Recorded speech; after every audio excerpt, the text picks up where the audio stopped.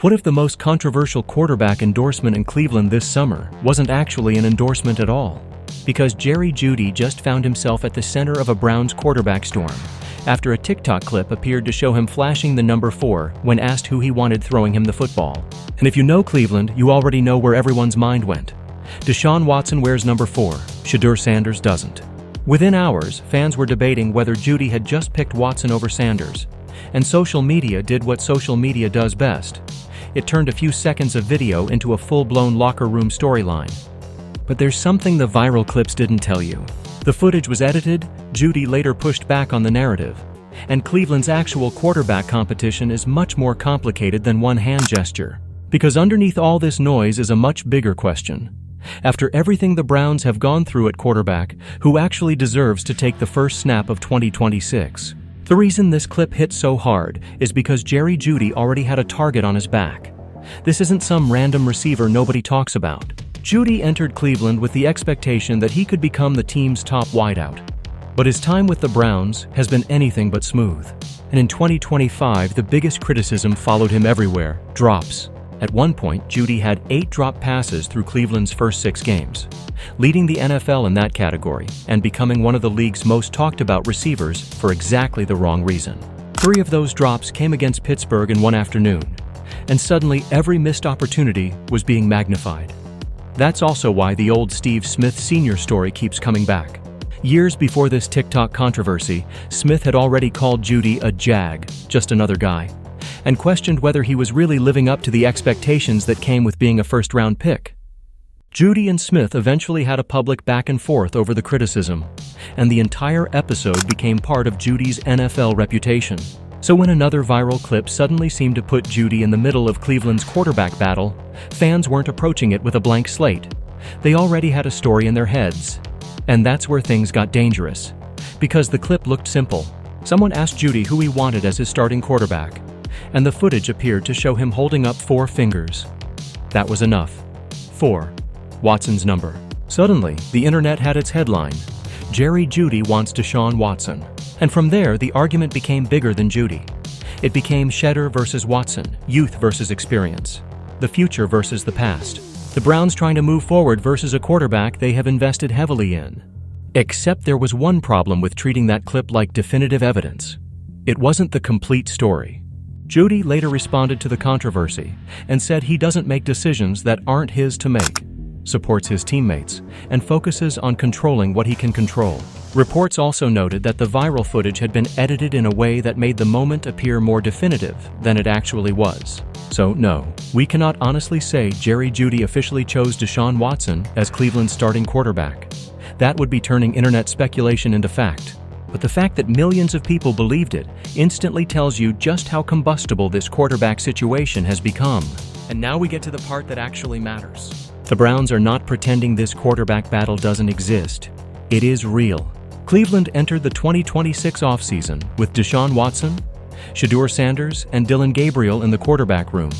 And new head coach Todd Monken has been very clear that the competition will be evaluated through actual football. He has said the team will rotate players through different groups and that the best player will ultimately get the job. There is no announcement that Watson is automatically QB1, and there is no announcement that Sanders has already won it. The competition is still alive. That detail is crucial because the competitor narrative makes it sound like Cleveland is desperately trying to protect Watson from Sanders. But the reality is more nuanced. Watson is coming back from a devastating Achilles injury, while Sanders is entering his second NFL season after already getting significant experience as a rookie. In 2025, Sanders started 7 games and threw for 400 yards and 7 touchdowns. So this isn't some college quarterback walking into Cleveland with zero idea what NFL Sundays feel like. He has already been through the pressure, already taken hits, already had games where everything went right and games where everything went wrong. And during the 2026 offseason, Cleveland has given Sanders meaningful opportunities. In minicamp, he worked with both the first and second teams. On the first day, he connected with Denzel Boston and Isaiah Bond on deep touchdown passes during 11-on-11 work. On another day, he was working with the second team. And on the final day, Sanders and Watson were scheduled to split first-team reps. That's not a coronation for Sanders, but it is evidence that the Browns are seriously evaluating him. And then the story gets even more interesting. because suddenly Cleveland's offense looks completely different. And that starts with Denzel Boston. The Browns selected Boston with the 39th overall pick in the 2026 NFL Draft, adding him to a receiver room that was already being reshaped. Boston had 132 receptions, 1,781 receiving yards, and 20 touchdowns across 4 seasons at Washington. And Cleveland clearly believes his ability to create explosive plays can translate to the NFL. The Browns also selected KC Conception in the first round, giving the offense another young weapon with the potential to become a major part of the passing game. That changes the conversation around Shedeur Sanders. Because if Cleveland can develop Boston into a legitimate outside threat and pair him with Conception, suddenly Sanders doesn't have to walk onto the field and carry the entire offense by himself. He has young receivers growing alongside him. He has Harold Fannin Jr. at tight end. He has Quinshon Judkins in the backfield. And Judkins already showed flashes of what he could bring as a rookie, while Fannin emerged as one of Cleveland's more productive offensive pieces. That's why the Browns' quarterback decision is bigger than one player. Cleveland finally has a chance to build an offense around a younger core. The question is whether the quarterback running it can bring all those pieces together. And that's where Jerry Jeudy comes back into the story. Because yes, Jeudy deserves criticism for drops, absolutely.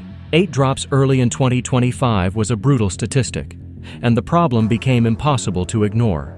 But saying Jeudy is the reason Cleveland's offense has struggled would be way too easy. The Browns have cycled through quarterbacks, coaches, injuries, and offensive problems for years. Jeudy has had to catch passes from different quarterbacks and operate inside unstable offenses. So maybe the real question isn't whether Jerry Jeudy wants Watson. Maybe the question is whether Cleveland can finally give every offensive player something they haven't consistently had: stability. Because if Jeudy catches 8 passes from one quarterback, then 8 from another, then learns a new system, then has another quarterback change, you're not exactly creating ideal conditions for a receiver to develop chemistry. And Cleveland knows this. That's why the quarterback competition matters so much. The Browns aren't just selecting a starter for September. They're deciding which direction this offense is going. And Todd Monken has already given us the only answer that should matter. Performance, not TikTok, not fan theories, not who wears what number, not which quarterback a receiver supposedly prefers. Performance.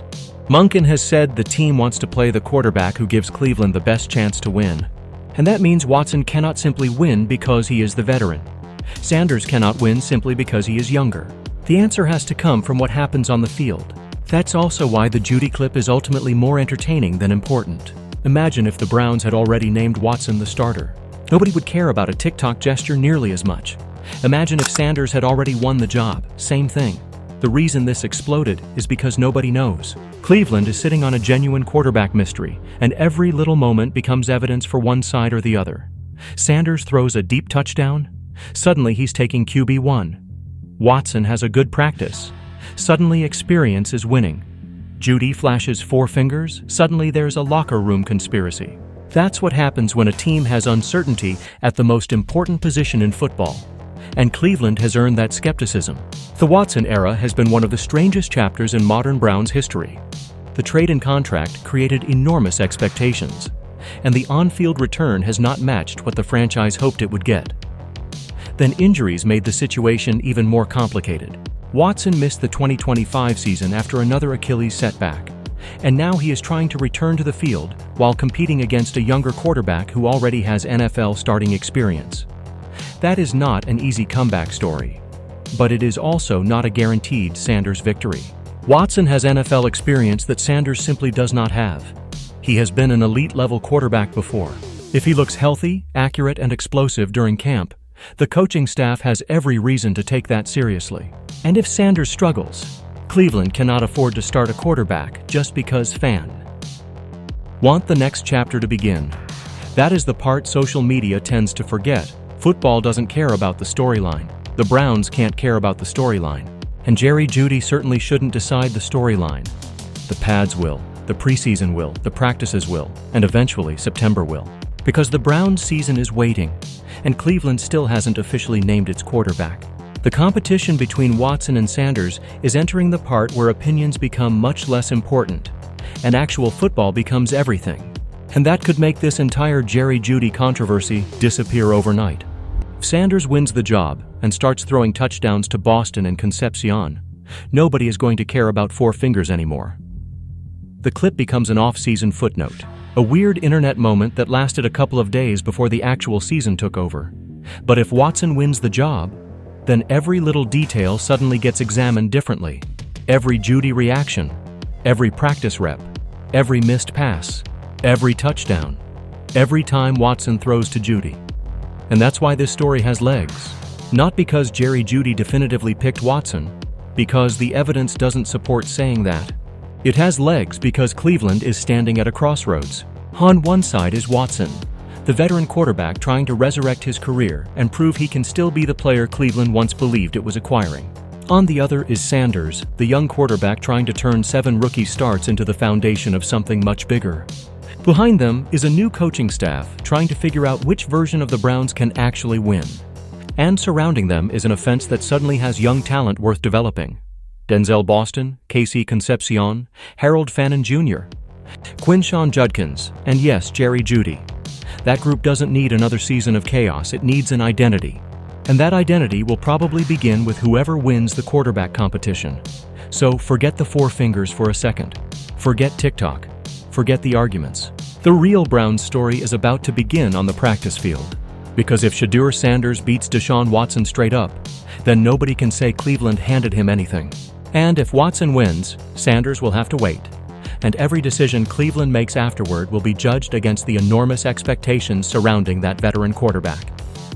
Either way, the Browns are running out of room for excuses. The internet may have turned Jerry Jeudy's hand gesture into a quarterback controversy, but the football field is going to decide whether that controversy was ever important in the first place. And when the pads come on, there will be nowhere left to hide.